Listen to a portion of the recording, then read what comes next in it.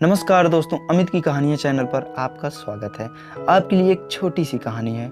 कहानी को पूरा सुनना दोस्तों। तो चलिए कहानी को शुरू करते हैं। एक समय की बात है, एक गांव में एक मूर्तिकार रहता था। मूर्ति कला से अत्यधिक प्रेम के कारण उसने अपना संपूर्ण जीवन मूर्ति कला को समर्पित कर दिया था। परिणाम स्वरूप वह मूर्ति कला में इतना पारंगत हो गया था कि उसकी बनाई हर मूर्ति जीवंत प्रतीत होती थी। उसकी मूर्तियों को देखने वाला उसकी कला की अत्यधिक प्रशंसा करता था। उसकी कला के चर्चे केवल उसके ही गांव में नहीं बल्कि दूर दूर के गांवों और नगरों में होने लगे थे। ऐसी स्थिति में सामान्यतः जैसे सबके साथ होता है वैसा ही उसके साथ भी हुआ। उसके अंदर अहंकार की भावना जागृत हो गई। वह स्वयं को सर्वश्रेष्ठ मूर्तिकार समझने लगा। उम्र बढ़ने के साथ जब उसका अंत समय निकट आने लगा तो वह मृत्यु से बचने की युक्ति सोचने लगा। स्वयं को यमदूत की दृष्टि से बचाना चाहता था ताकि वह उसके प्राण न हर सके। अंततः उसको एक युक्ति सूझी गई।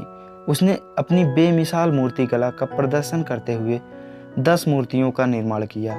वह सब मूर्तियां देखने में हूबहू उसके समान ही थी। निर्मित होने के पश्चात वे सभी मूर्तियां इतनी जीवित प्रतीत हो रही थी कि मूर्तियों और मूर्तिकार में कोई भी अंतर ना रहा। मूर्तिकार ने उन मूर्तियों के मध्य जाकर बैठ गया। युक्ति अनुसार यमदूत को इन मूर्तियों के मध्य से उसे पहचान पाना असंभव था। उसकी युक्ति कारगर भी सिद्ध हुई। यमदूत जब उसके प्राण हरने आए तो 11 एक सी मूर्तियां देखकर आश्चर्यचकित रह गया। वह उन मूर्तियों में अंतर कर पाने में असमर्थ रहा, किंतु उसे ज्ञात था कि इन मूर्तियों के मध्य ही मूर्तिकार छुपा बैठा है। मूर्तिकार के प्राण हरने के लिए उसकी पहचान करना आवश्यक था। उसके प्राण न हर पाने का अर्थ था प्रकृति के नियम के विरुद्ध जाना। प्रकृति नियमानुसार मूर्तिकार का अंत समय आ चुका था। मूर्तिकार की पहचान करने हेतु यमदूत हर मूर्ति को तोड़कर देख सकता था, किंतु वह कला का अपमान नहीं करना चाहता था। इस समस्या का उसने अलग ही तोड़ निकाला।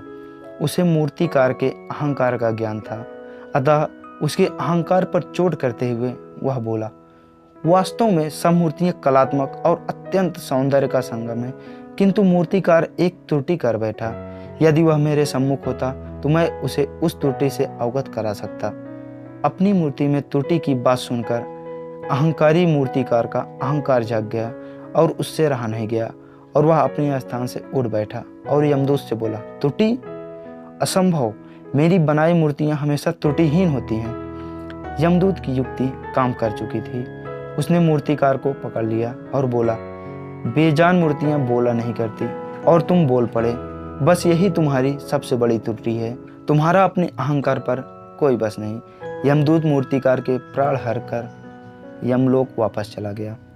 दोस्तों, यदि हमारे अंदर हुनर है, कोई ऐसी खासियत है जो हमसे बेहतर कोई नहीं कर सकता, तो उससे हम बहुत आगे बढ़ सकते हैं। लेकिन यदि यही हमारी खासियत अहंकार में बदल जाए तो दुनिया की कोई भी ताकत हमें हमारे पतन, हमारी बर्बादी से नहीं बचा सकती। तो दोस्तों, अहंकार विनाश का कारण है, इसलिए अहंकार को कभी भी खुद पर हावी मत होने दो। यदि यह एक बार हमारे मन पर हावी हो गया तो हमारा सारा हुनर, हमारी सारी खासियत किसी काम की नहीं। धन्यवाद दोस्तों कहानी को पूरा सुनने के लिए। तो मिलते हैं एक और नई कहानी के साथ। तब तक के लिए एंजॉय करिए और कहानी के सार को अपने जीवन में शामिल करिए। और हाँ, चैनल पर नए हैं या चैनल को अभी तक सब्सक्राइब नहीं किए हैं तो वीडियो को लाइक, शेयर और कमेंट करके चैनल को सब्सक्राइब जरूर करें। धन्यवाद दोस्तों।